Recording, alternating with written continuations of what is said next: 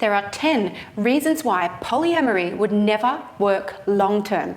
Yes, I'll probably get some flack from the poly communities, but put your thinking cap on and hear me out as to why polyamory isn't all that it's cracked up to be. Hey, it's Renee here, founder of thefemininewoman.com, where we teach you how to show up high value, high status, and easily inspire a deep sense of emotional commitment from men. First, I just wanted to let you know that the full version of this video is in the form of a blog post. I go into far more detail in written form, so I'll put the link below if you want more details on this topic. Polyamorous relationships are getting more and more popular each day. Social media and dating apps has changed the way we date and find a partner. It's caused our culture to value distractions, selfishness, and instant gratification rather than real emotional connection. It's caused us to treat the opposite sex much like candy and as an avenue through which we seek to fulfill our feelings of lust and need for attention. As such, some people have given up on commitment altogether and turned to polyamory. So why would these types of relationships never work long term? Let's figure it out together. Firstly, I'm not saying that monogamy is the only way. It is definitely not. There are many marriage forms or mating types that have evolved for thousands of years along with the human race. There's polygamy, where a man has more than one wife. There's polyandry, where a woman has more than one husband. And by the way, in polyandry, a woman mostly marries a man and his brother or brothers. So this means that she marries blood relatives, okay? This was a common practice in places where land was scarce, so that a family didn't have to split the land between the brothers. Although polyandry can also occur with different unrelated men, it is still a closed marriage unit, unlike polyamory. All these mating styles have value in the appropriate context. The key is that these ancient mating styles, like polyandry and polygamy, were mainly formed to either preserve resources or keep land in the family name in a situation where resources were not plentiful. So, in essence, these arrangements all benefit the next generation, i.e., the children. For example, when many women marry or mate with just one man, it is usually because that man is resourceful and powerful, not because he's a deadbeat. Historically speaking, there is a correlation between powerful men being able to have many wives. With this power, he gets more access to more women's reproductive resources, at least in some cultures. This is especially prevalent in a time when there was no middle class. So you're either at the top or at the bottom. In other words, there was a completely disproportionate skew in the distribution of resources. But nonetheless, this type of mating style or arrangement can benefit women and men and the next generation in many ways. This leads me to polyamory. Polyamory is in theory based on the idea of egalitarianism and the belief that polyamorous people can love and give to all their partners equally. Now, this may sound good because don't we all love the idea of equality? I mean, isn't that what communist countries promise to their people? And how is that going for them? But of course, if you have had any experience with polyamory, you'd know that equality doesn't work in practice. In fact, sometimes in polyamorous setups, you have what you'd call your primary, secondary, and tertiary partners. The idea then would be that some of these partners can give you something that others can't. So it's like an open buffet where you pick and choose. What's different about polyamory is that it's kind of an open loop. You have your multiple partners and those partners have their own multiple partners, so to speak. So it's not a closed loop like some of the traditional polymarriages where you know everyone in that specific arrangement. Closed loops keep the resources in, but open loops don't. So what tends to happen is that you only give what you're getting back. It's always a trade. That is an important distinction to understand. So in any situation or any relationship where you only add value when you can get equal or more value back, it leads to it becoming more of a self-serving setup than anything else. Nothing wrong with being self-serving at all, but it is not designed to benefit the next generation. And if it doesn't benefit the next generation, then it would never work long term because life supports more of what supports more of life. So So let me share with you the top 10 burning reasons why polyamory would never work long term. Reason number 1, resources are not infinite and neither is investment. Love is or can be infinite in theory, but resources and investment can't be. You simply cannot invest yourself in the same amount in all partners at all times. That potentially leaves one or more partners feeling angry, jibbed, and resentful. But let's be real for a minute. Polyamory is really about me, me, me. It's about the self. People say that they can treat their partners equally, but that's really just a justification for their behavior. There is no way you can treat two different people equally in practice. It doesn't matter how much your love is infinite. Your emotional, sexual, and financial resources are not infinite. Remember that as a woman, we usually only release 1, at most 2, fertile eggs per fertility cycle. We don't release an infinite number of eggs. Also, your ability to invest in people is not infinite. So you cannot invest yourself into all mating partners in the same amount. You cannot treat all partners equally despite your best intent. Just like communism promises equality in theory, but it never works in practice. Polyamory is the same way. Here's an example. A man has a wife and 2 girlfriends. On Valentine's Day, he goes out to dinner with his wife and one of his girlfriends because, he likes to spread his resources evenly. However, after dinner, that night, he went home with his wife. This means he spent the night with his wife and not his girlfriend. And so his girlfriend was alone for the rest of the night and pissed off because he chose to spend the night with his wife. This, by the way, is a true story from one of the women I helped years ago. Okay, reason number 2. When it's a trade, you stop adding value. If you have many partners and let your other partners have many partners, then it's an open loop, as I mentioned before. Everything then becomes a trade. You are willing to give as much as you are able to take. When your relationships become a trade, then you stop wanting to add value for the sake of adding value. And anytime a relationship is based on trading, it destroys the trust, the loyalty, and the exclusive value of that relationship. You just lose that specialness and significance that comes with exclusivity. Reason number 3.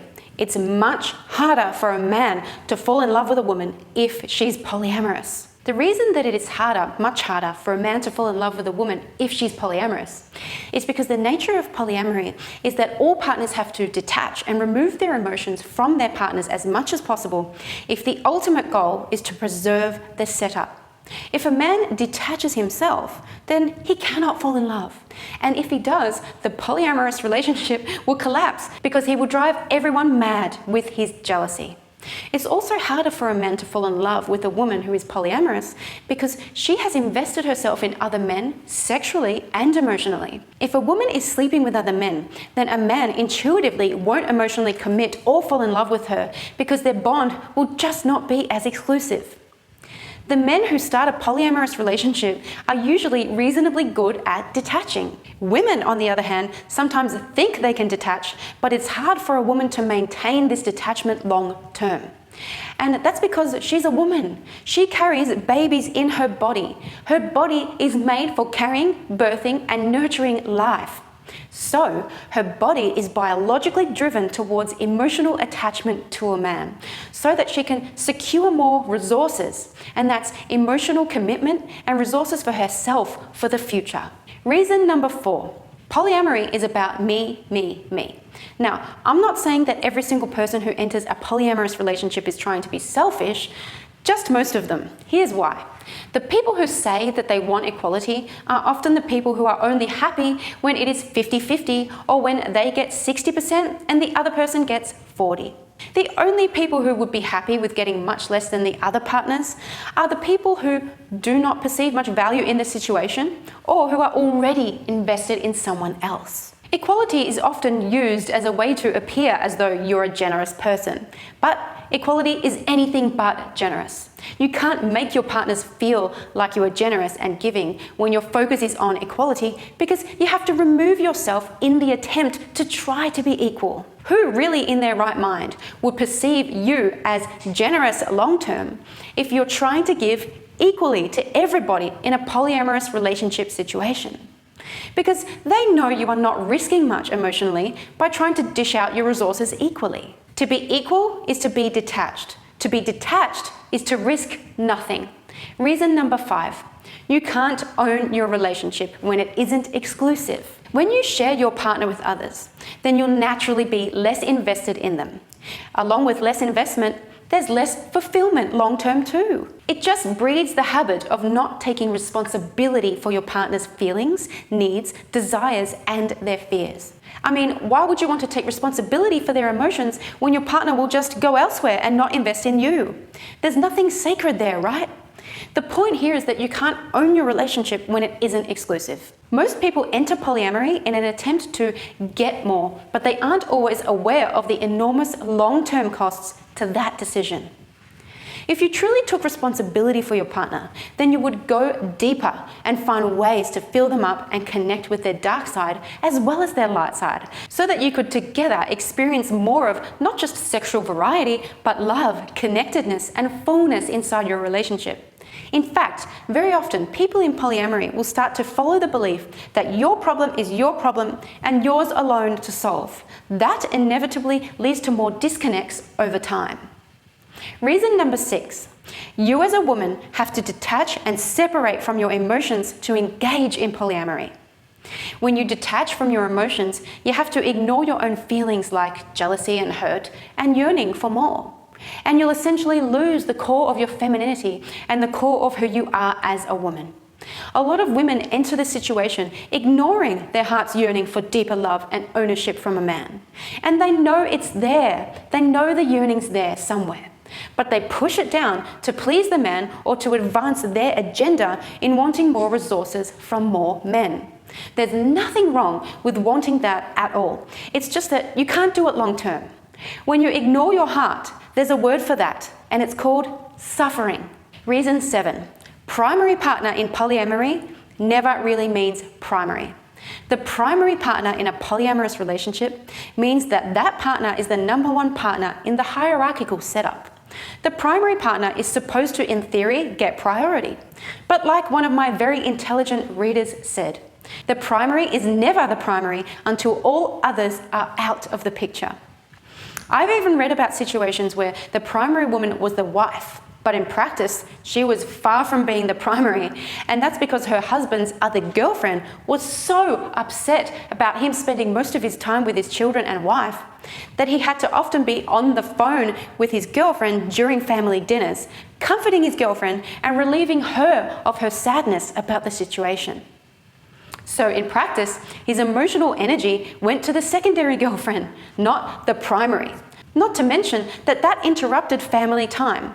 I'm sure the children were very happy about that. You see, investment is never equal, and women know this intuitively because we are sensitive to where a man is putting his resources. And his resources really mean his time, his energy, his emotions, and money and sex. Reason number 8, because people use polyamory as a meantime solution until they fall in love. It's happened plenty of times. A man says he is polyamorous and he remains polyamorous until he meets another non-polyamorous woman, falls madly in love with her, and immediately drops all of his polyamorous female partners. If a man was in a polyamorous relationship with his idea of a perfect 10, then he wouldn't be in a polyamorous relationship. He would want his perfect 10 to himself. Reason number 9, because eventually jealousy will set in. There actually was a longitudinal study done by Dr. Elizabeth Sheff, where she discovered that some of the polyamorous people in the study at first said that they didn't understand jealousy at all. Literally, they couldn't relate to feeling jealous. Talk about disassociating from your feelings, right? Eventually though, after 15 years, most of the people in that same study came back and said, oh, they finally did know and understand what jealousy feels like. Just because you're capable of putting your jealousy aside, you cannot forever ignore the fact that your jealousy was designed to protect you. Your needs are important because we are designed to pair bond and reproduce for ourselves. You may not want children, that's cool, but you have jealousy to protect your resources, and your resources is your partner. So jealousy will not go away permanently. Okay, last reason, reason number 10. A lot of women who enter a polyamorous relationship do so because they don't have the confidence to get all of a man's resources to herself. This one speaks for itself. Sometimes women compromise their deepest heart. They cover up their true desires because they don't feel confident.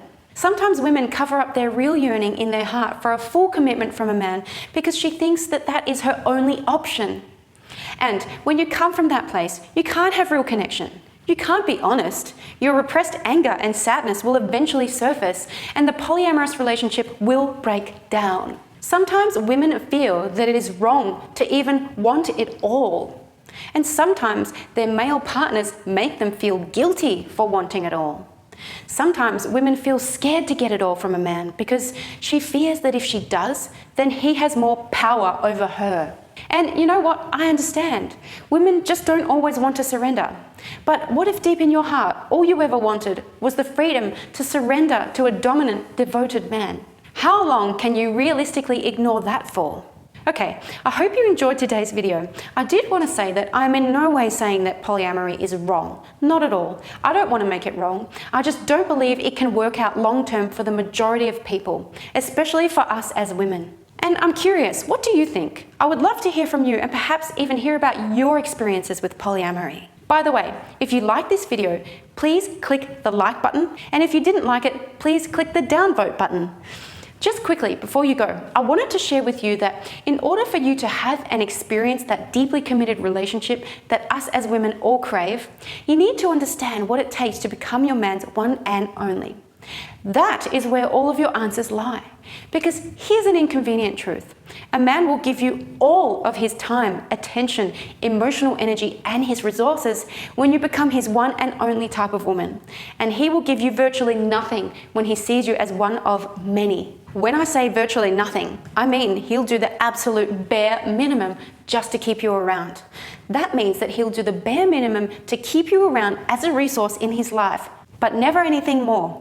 But that's nothing like the love, adoration, and the commitment that women receive when they've become their man's one and only. So as you can imagine, there's nothing quite as important for you as a feminine woman to understand the process behind being your chosen man's one and only. This is why I've put together a very special DVD titled Becoming His One and Only.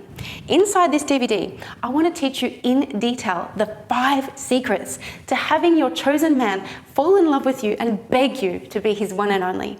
By the way, this DVD is completely free right now while this video is up, and no strings attached. So do take this opportunity to get yourself a copy before it disappears.